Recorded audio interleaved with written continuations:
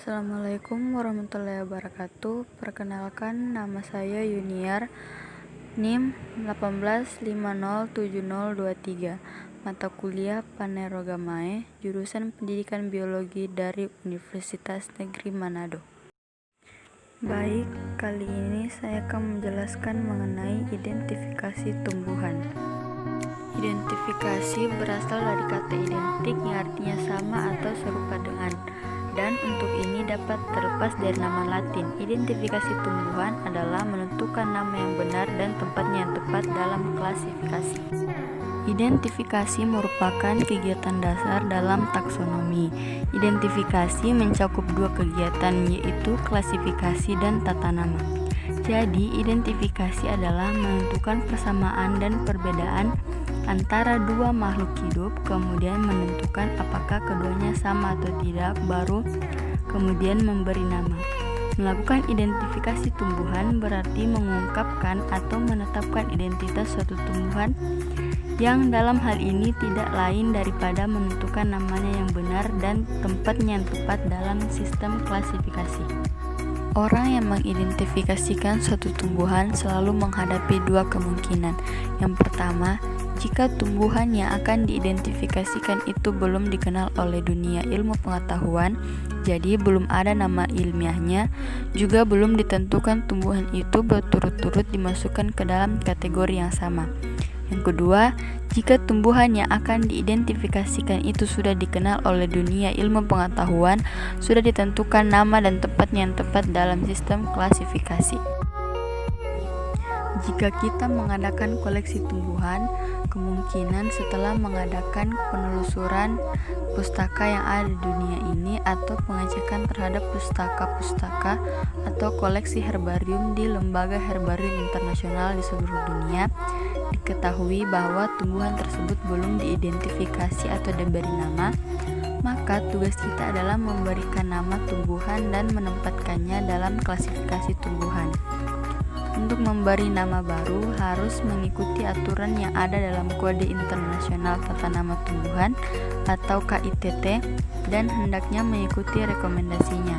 Nama yang harus diberikan adalah nama ilmiah, sah dipublikasikan secara valid dan efektif, serta berhubungan secara permanen dengan salah satu elemen dari takson tersebut, yaitu tipe tata nama dari takson baru tersebut. Untuk klasifikasinya pun diharapkan agar dapat disesuaikan dengan perkembangan ilmu pengetahuan. Identifikasi tumbuhan selalu didasarkan atas spesimen atau bahan yang real, baik spesimen yang masih hidup maupun yang telah diawetkan. Berikutnya adalah menetapkan spesimen itu merupakan anggota populasi jenis apa dan berturut-turut ke atas dimasukkan kategori mana. Penentuan nama, jenis, dan tingkat-tingkat takson ke atas berturut-turut tidak boleh menyimpang dari ketentuan yang berlaku dalam KITT.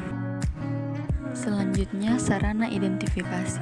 Sarana identifikasi ada 5. Yang pertama, menanyakan identitas tumbuhan yang tidak kita kenal kepada seseorang yang kita anggap ahli dan kita perkirakan mampu memberikan jawaban atas pertanyaan kita. Yang kedua, mencocokkan dengan spesimen herbarium yang telah diidentifikasi. Yang ketiga, mencocokkan dengan candra dan gambar-gambar yang ada pada buku flora atau monografi. Yang keempat, menggunakan kunci identifikasi. Yang terakhir, menggunakan lembar identifikasi jenis. Di samping itu, gambar juga dilengkapi dengan candra serta keterangan-keterangan lain yang menambah lengkapnya informasi mengenai jenis tumbuhan. Pekerjaan ini dapat dilakukan dengan jalan. Yang pertama, ingatan, kedua, bantuan orang, ketiga, spesimen acuan, keempat, pustaka, dan terakhir, komputer atau kunci determinasi. Pengertian dan cara membuat kunci determinasi. Kunci determinasi adalah suatu kunci yang digunakan untuk mengidentifikasi makhluk hidup berupa keterangan tentang ciri-ciri makhluk hidup. Cara membuat kunci determinasi. Untuk membuat kunci determinasi perlu memperhatikan hal-hal berikut. Yang pertama, kunci harus dikotom atau berlawanan, sehingga satu bagian dapat diterima sedangkan yang lain ditolak. Yang kedua, ciri yang dimasukkan mudah diamati. Yang ketiga, deskripsi karakter dengan istilah umum sehingga dapat dimengerti orang. Yang keempat, menggunakan kalimat sesingkat mungkin. Yang kelima, setiap kuplet diberi nomor. Yang keenam, kata pertama dari setiap pernyataan dalam satu kuplet harus identik. Yang ketujuh, hindari pemakaian kisaran yang tumpang tindih atau hal-hal yang bersifat relatif dalam kuplet.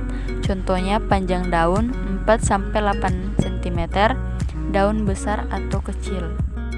Cara menggunakan kunci determinasi meliputi beberapa tahapan berikut ini, yaitu cocokkan ciri-ciri tersebut pada kunci determinasi dengan yang terdapat pada makhluk hidup yang diamati. Jika ciri-ciri pada kunci tidak sesuai dengan ciri makhluk hidup yang diamati, harus beralih pada pernyataan yang ada di bawahnya dengan nomor yang sesuai. Jika ciri-ciri yang terdapat pada kunci determinasi sesuai dengan ciri yang dimiliki organisme yang diamati, catatlah nomornya. Lanjutkan pembacaan kunci pada nomor yang sesuai dengan nomor yang tertulis di belakang setiap pernyataan pada kunci. Jika salah satu pernyataan ada yang cocok atau sesuai dengan makhluk hidup yang diamati, alternatif lainnya akan gugur. Contoh kunci determinasi tumbuhan. Yang pertama, tumbuhan dengan ciri batangnya termasuk dalam batang tidak sejati atau tidak memiliki alat tubuh yang menyerupai batang, yaitu lumut hati. Yang kedua, pada daun terdapat bintik kuning atau coklat. Jika ditekan akan keluar serbuk kecil, yaitu tumbuhan paku. Baiklah, mungkin cukup pemaparan materi dari saya. Semoga bermanfaat. Sekian dan terima kasih.